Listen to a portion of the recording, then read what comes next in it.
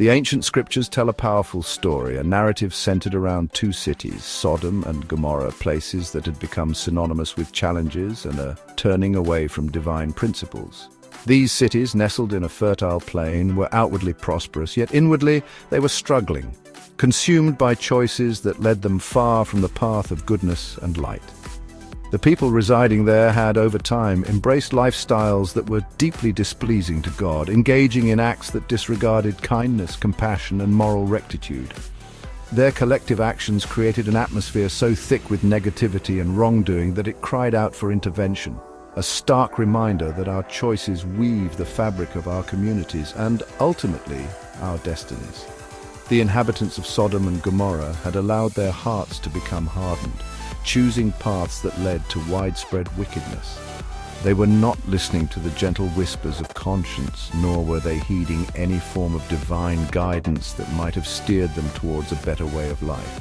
It is said their transgressions were grievous, a culmination of many bad choices, repeated day after day until the very essence of their society was corrupted.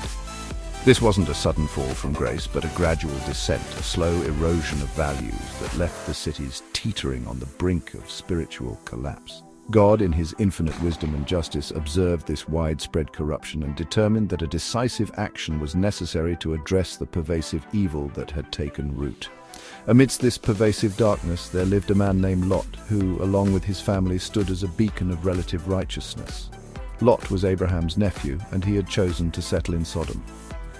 Despite the challenging environment, he endeavored to maintain his integrity and live a life that was more aligned with godly principles.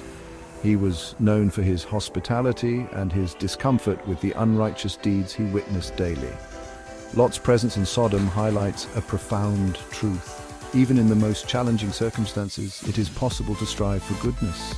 God, in his great mercy, recognized Lot's efforts and his desire to live differently, and he did not wish for the righteous to perish with the wicked, demonstrating his desire to spare those who seek him. God's decision to destroy Sodom and Gomorrah was not made lightly. It was a consequence of their persistent refusal to turn from their wicked ways. The divine patience had reached its limit, and the overwhelming nature of their sin called for a cleansing. However, before this judgment was enacted, God's plan included a provision for Lot, the good man who resided there. This illustrates a consistent divine principle. While judgment on widespread wrongdoing is inevitable, there is always a path of escape and salvation for those who are willing to listen and obey. The story thus begins with a stark contrast: the deep-seated wickedness of many and the persevering, though imperfect, righteousness of one man and his household. As the sun began to set on what would be a transformative evening for Sodom, two divine messengers, angels disguised as ordinary men, arrived at the city gates. Their purpose was twofold: to verify the extent of Sodom's challenges and to extend a final offer of hope to Lot and his family. Lot, sitting at the gate, as was customary, immediately recognized something special about these travelers. Showing his inherent kindness and adherence to the sacred duty of hospitality, a virtue that shone brightly in the city around him, he rose to meet them. He bowed low and earnestly invited them into his home, urging them to spend the night under his roof, to wash their feet and rest, away from the potential dangers of the city streets. This act of welcome was a testament to Lot's character, setting him apart as a beacon of goodness. The angels initially tested his sincerity, suggesting they would spend the night in the city square, but Lot insisted, knowing perhaps the perils that unescorted strangers might face in Sodom. Relenting to his genuine concern, they accompanied him to his house, where he prepared a meal for them, a simple feast of unleavened bread.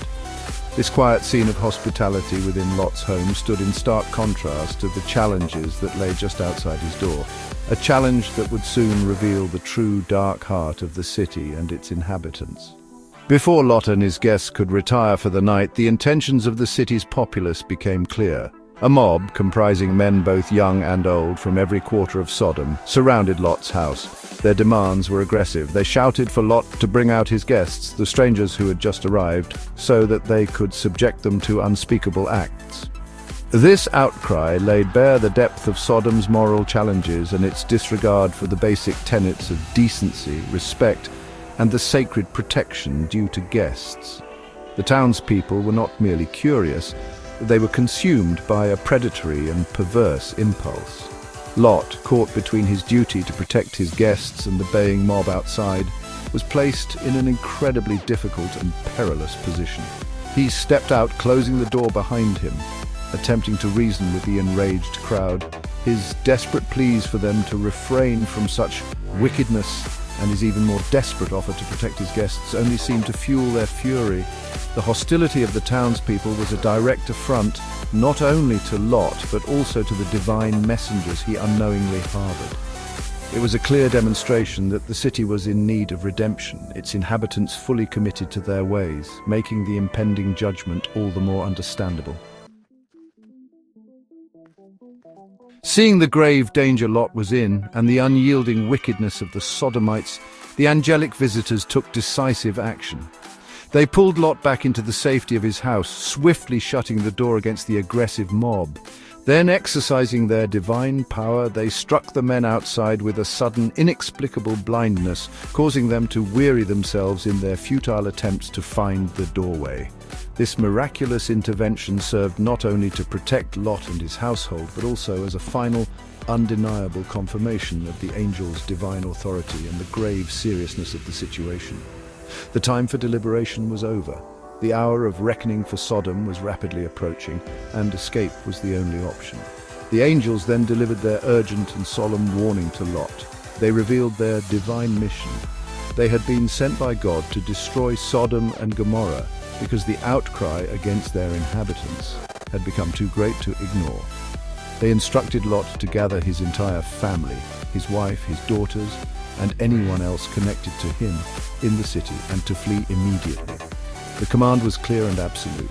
They were to escape to the mountains, not to linger on the plain, and crucially, they were not to look back under any circumstances, nor were they to stop anywhere in the valley. This was a divine directive, a pathway to safety, but it required complete and unwavering obedience.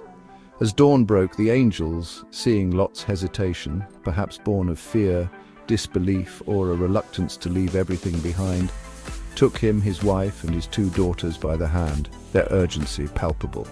Divine grace was compelling them to safety, for the Lord was merciful to Lot. They led them out of the city, reiterating the command to flee for their lives and not to look back, lest they too be consumed. With this final impetus, Lot and his family began their desperate flight from the doomed city, the air thick with impending catastrophe.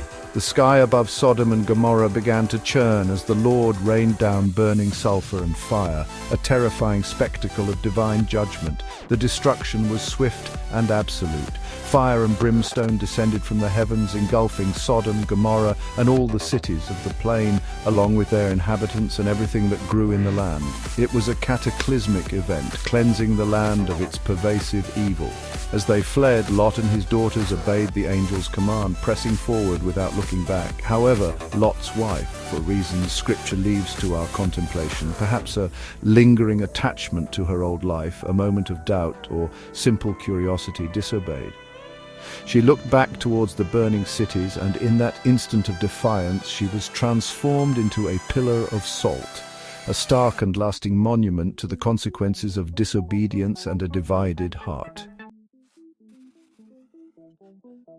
The dramatic and sobering account of Sodom and Gomorrah, culminating in its fiery destruction and the tragic fate of Lot's wife, serves as a timeless and profound lesson about the serious consequences that stem from our choices. The people of these cities made continuous bad choices, ignoring the moral compass within and any divine promptings towards righteousness. Their story vividly illustrates that a path paved with persistent wrongdoing, corruption, and a refusal to heed guidance inevitably leads to a destructive end. It underscores the principle that actions have repercussions, not just for individuals but for entire communities, and that a society which abandons virtue courts its own downfall.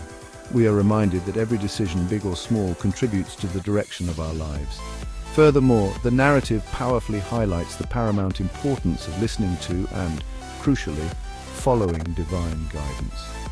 Lot and his daughters were spared not because they were entirely without fault, but because Lot, in his core, sought to live rightly and in the critical moment, chose to obey the angel's instructions. They listened to the warning and acted upon it, even when it meant leaving everything familiar behind and facing an uncertain future. Their escape is a testament to the protection and deliverance that comes from heeding God's voice. It encourages us to cultivate a listening heart, to be attentive to the wisdom that God provides, whether through scripture, through prayerful discernment, or through his messengers in our lives. Lot's wife provides a poignant counter-lesson within this larger narrative of obedience. Her decision to look back in direct contravention of the divine command cost her life. It speaks to the danger of a divided heart, of being physically on the path of escape, but mentally or emotionally still tethered to what has been judged and left behind.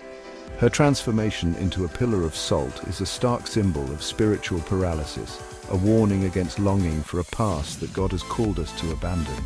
This tragic element teaches us that obedience must be complete. Partial obedience, or looking back with longing, can negate the very deliverance offered. It calls for a resolute turning towards the future God has planned, without regret for what is being purged. Ultimately, the story of Sodom and Gomorrah, while a tale of judgment, is also imbued with messages of hope and mercy. God's desire to save Lot and his family, his patience and his provision of a way of escape, all point to his compassionate nature. The lessons are clear. We must be mindful of the choices we make each day, striving for what is good and right. We must actively listen for divine guidance in our lives, trusting that it leads to safety and blessing. And when we are called to move forward, we must do so with wholehearted obedience, leaving behind what is detrimental and embracing the new path God sets before us. For in his guidance lies our truest security and our brightest future.